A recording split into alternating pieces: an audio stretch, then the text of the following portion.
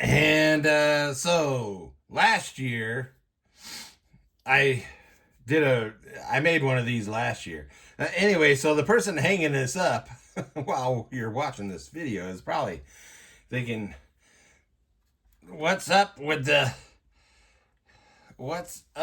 these Zodiac? What the heck? It's like, and of course the lighting is bad over there, but there's another Zodiac over here. And let's see if I can get the lighting. Of course, no. Yeah, anyway. Nope. Can't get it close enough. Come on, camera. There's that one. And there's... Come on, camera. Son of a... That one there. Anyway. So just like the one I built last year for another person, this is... There's several, the Greco-Roman Zodiac, there's several. You don't just have one Zodiac sign. You can have several Zodiac signs within the same system. And so what I've done, like the one I did last year, and you can watch on my video, I put a video up last year. Anyway, so the tropical sign of this person is Aries. Of the person who's getting this, who's hanging it up probably right as we speak. Anyway, their tropical sign is Aries, and their sidereal, I'm not left-handed. Their sidereal sign is Pisces. And this has the correct tail codes for the corresponding. See, they're different there. Anyway, so yes, that's what that is. And I got the markings from the where I cut up the thing, cut up the sheets.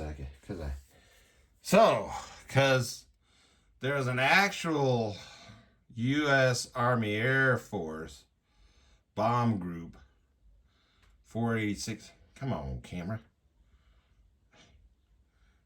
And anyway, so they were in Italy, and so they had decided to put Zodiac markings on their bombers. And according to this information here, they got all the Zodiacs except for Taurus because the plane that was going to get Taurus got shot down before. Oops. So, and so this is, and I had, fortunately, both of these markings were on the same decalcomani sheet. And because there's multiple Zodiac sets issued by this company. And can't see, this one's set 2.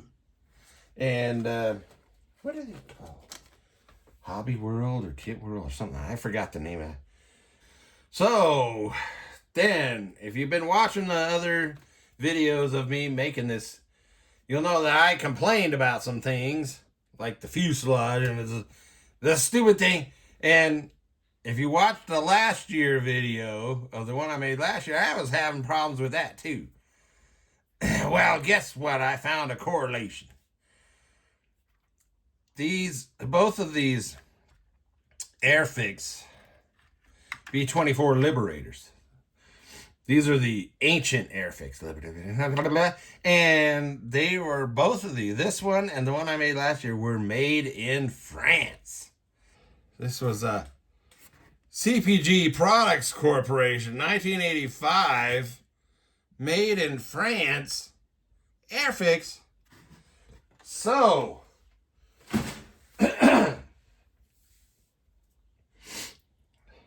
This CPG Products, this is before the Humbrol.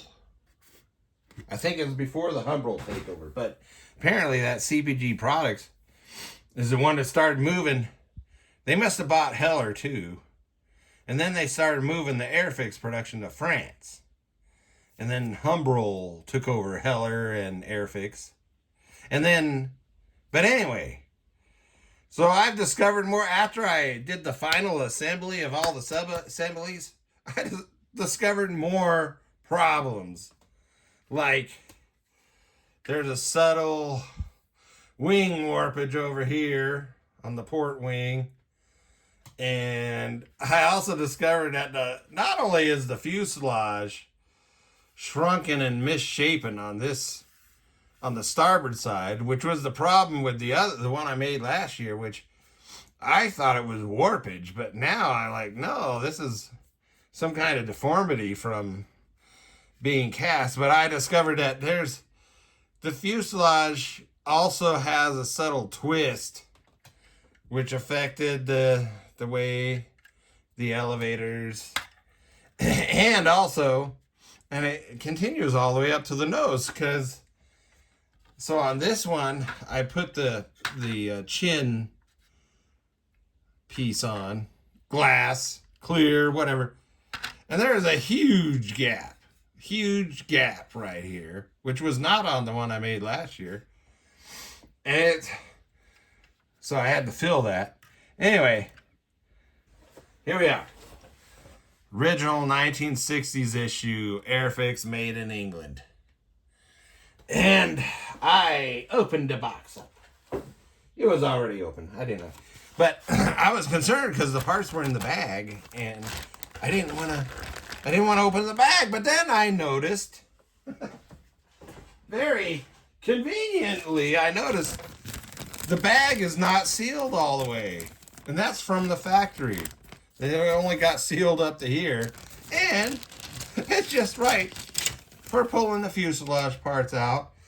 Which I shall put them together so you can see that the made in England does not have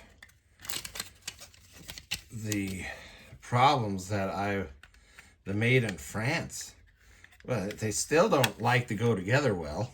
That's not unusual for Airfix kits, for the old ones.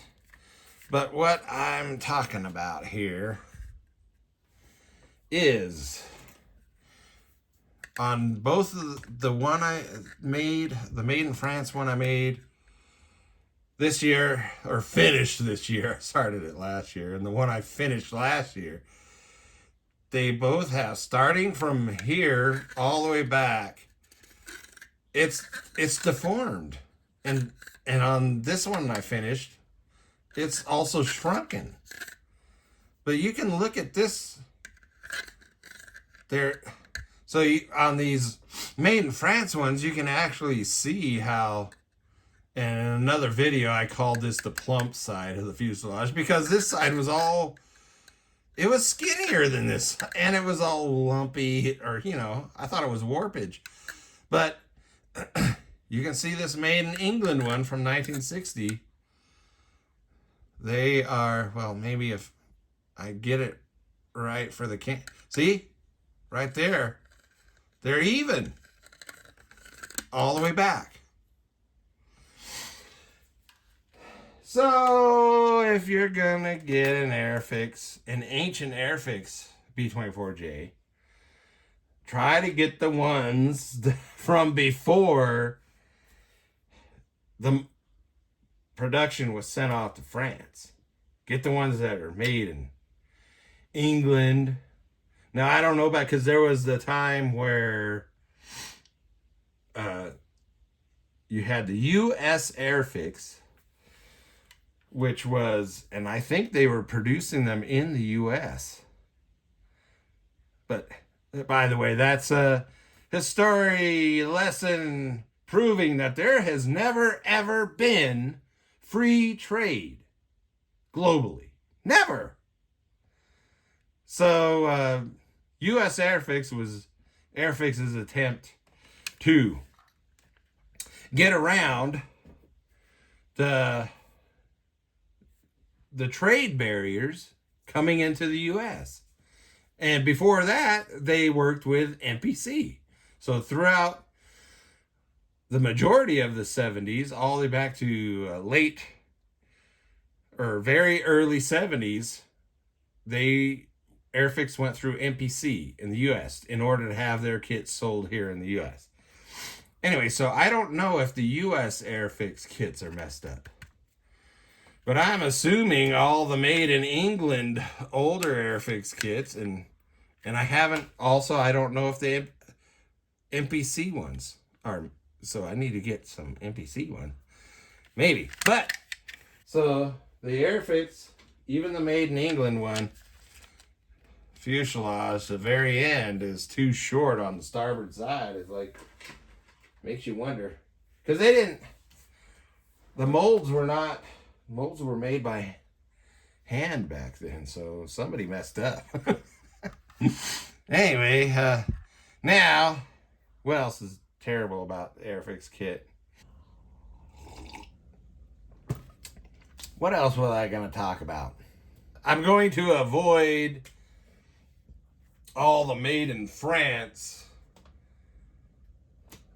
versions of this ancient Airfix kit, because apparently something is wrong with the molds for the starboard fuselage half, because this is the second made in France kit I've made that has had that kind of problem.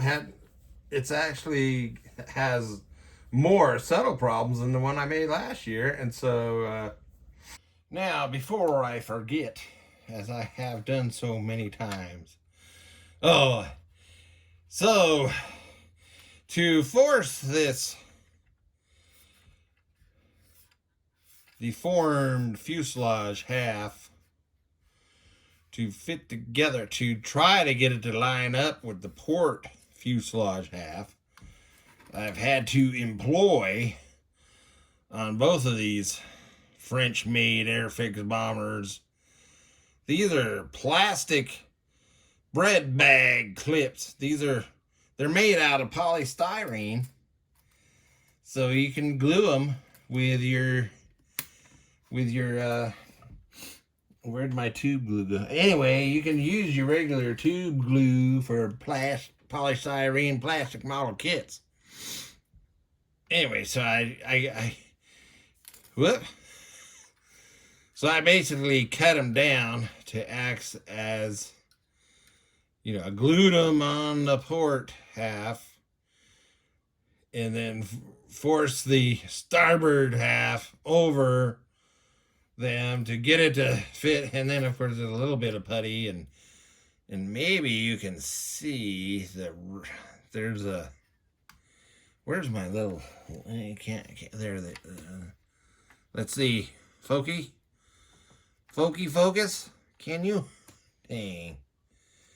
See that? You can see the end of one of the bread bag clips in there. Anyway, so that's how I got the fuselage halves, even though the starboard half is all deformed on the top here on both of these made in France Airfix bombers.